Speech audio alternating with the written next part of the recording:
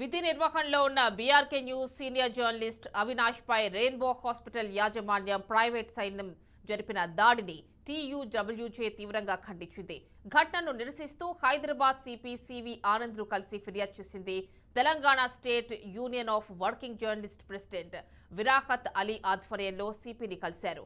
సదరు యాజమాన్యంపై చర్యలు తీసుకోవాలని వినతి పత్రం అందజేశారు.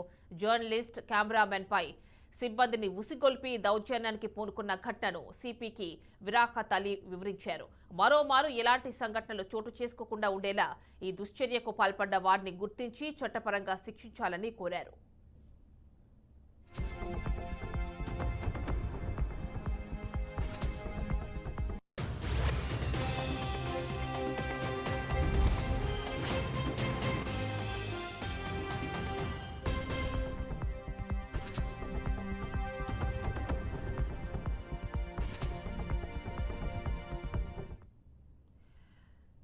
టీయూడబ్ల్యూజే రాష్ట్ర కార్యవర్గ సభ్యుడు Rajesh, Hyderabad union of journalist president Shankar, BRK news senior executive editor doctor Deshaboina Srinivas, BRK news managing editor Chidambar Reddy, BRK news marketing head cum editor Chandramohan, senior journalist Raju సిపిని కలిసి వారిలో ఉండారు.